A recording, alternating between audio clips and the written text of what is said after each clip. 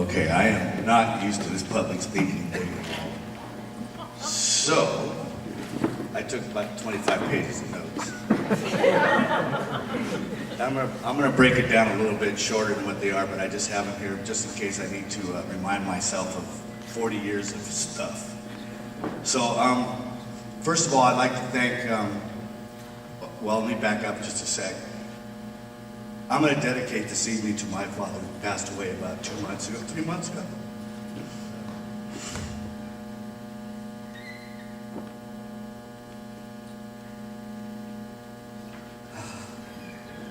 Started out this way, it's kind of tough, but I know my dad, Chuck, is sitting in this audience right next to my mother. The last thing he said to me in the hospital before we took him home, and he died 2 days later, he goes, "I'm sorry, Kevin, I couldn't make it to all your games." I looked at him kind of funny. What a weird time to apologize to me about missing football games or whatever because he worked for the government, he went all over the place, et cetera, et cetera. But in a short amount of time, I just said, "Hey, Dad, that's cool. Everything, that was never an issue for me." Because he loved my brother and I unconditionally, took us on, as a stepfather with nothing, not knowing us or whatever. He said, "Hey, I got these two little Irish punks here. I'm going to have to take care of them," right? So, but the bottom line was, it wasn't like that at all. He loved us without condition. So basically, that's going to you, Dad. I'd like to send my thanks to the Hall of Fame committee. The whole committee, I think there's a whole coaching staff of people here at Bonaventure. Also, Mr. Groff, his administration, Coach Camacho, Coach Muller. Thanks to the family, to my mom.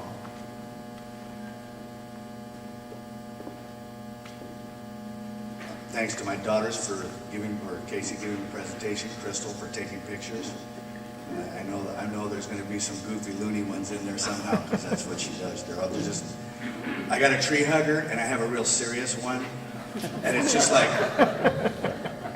they're awesome kids, and God's blessed me in a way that whatever I did is insignificant because that's what our world is all about.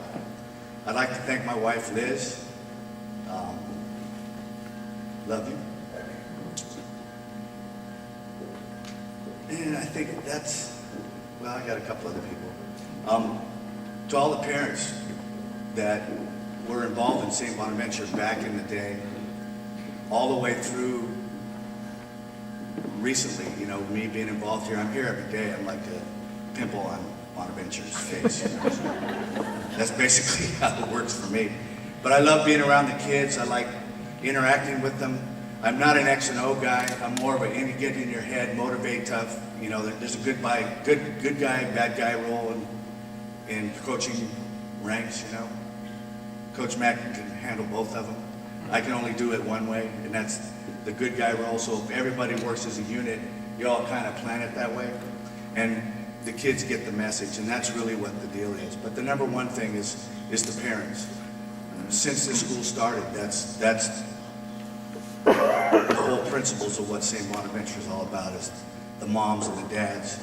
And then, by the grace of God, guys like me and Coach Mack and every other coach that's been here, or anybody that's coached, it's the parents.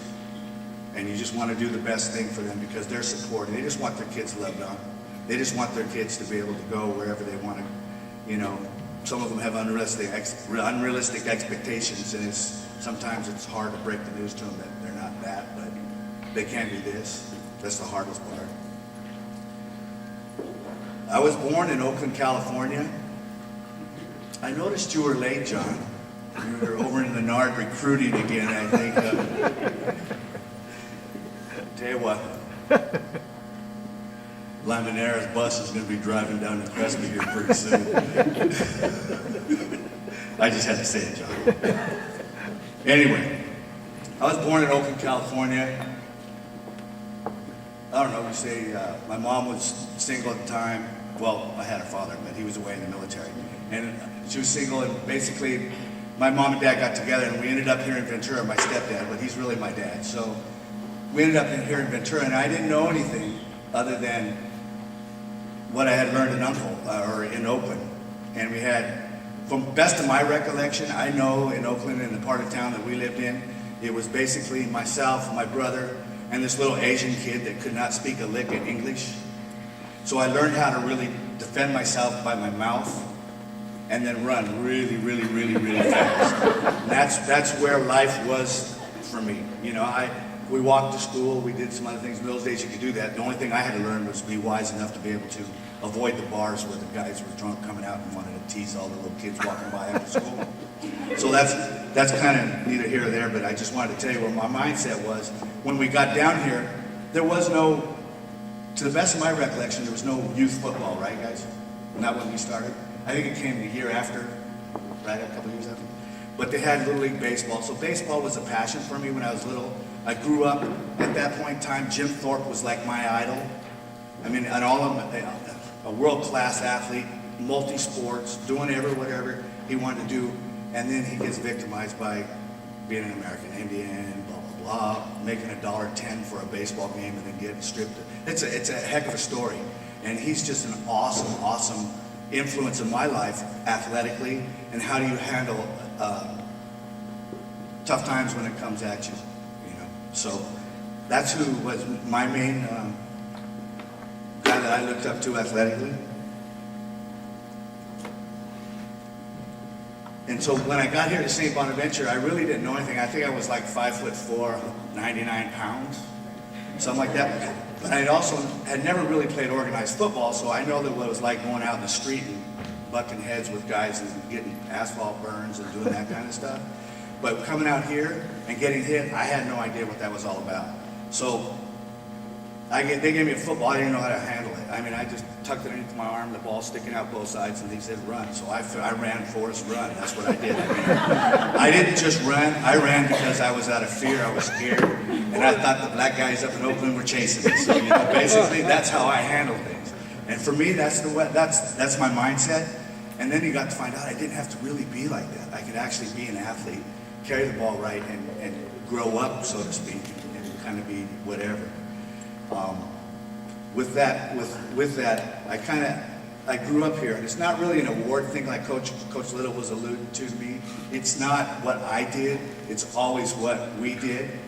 You know, we were blessed with some athletes that were a class ahead of us, but you know, in my own opinion, we had some daggum good athletes that was in that class of 71, and without those guys, they wouldn't be sitting in the chairs. We wouldn't have championships, so we all had to, but it was a team thing, and so we kind of bonded together that way. But there was two differences. You got the Einstein athletes, and you had the guys that like to go out and have fun in life. You know, they had it, but they did it in a brainiac way. We did it in humorous ways, like pulling pranks and tricks and stuff. I think that's what kind of melts the team together, because the coaches would look at us and say, man, those guys are kind of nuts. Well, these guys were loved on. You know, that's from our perspective. We kind of look, at least that's the way I think. I can't put everybody in that mix, but Mark was right. He almost stole the thunder from me. There was a special time coming through here. Vietnam War was in full blown. Nobody cared for that, what was going on with that. You had civil strife in the streets. You had riots going on in the communities trying to get getting their civil rights. You had women out banning or burning their bras trying to get whatever they were trying to get at that time. You know, God bless them. You had see, what else was there?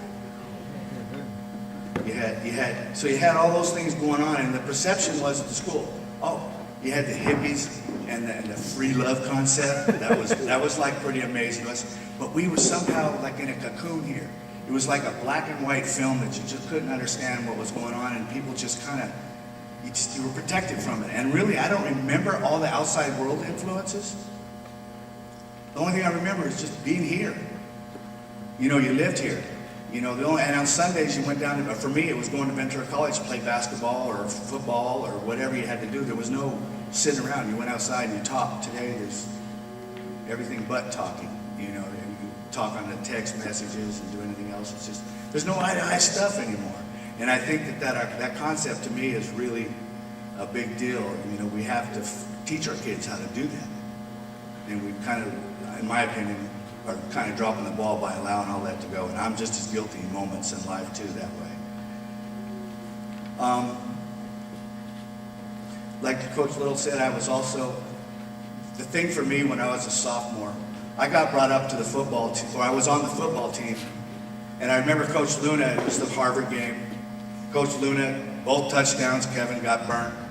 It's 13-13, they tie the game, whatever, however that went, I can't even remember. All I know is I was, oh no, it's all me again. I got my second thing.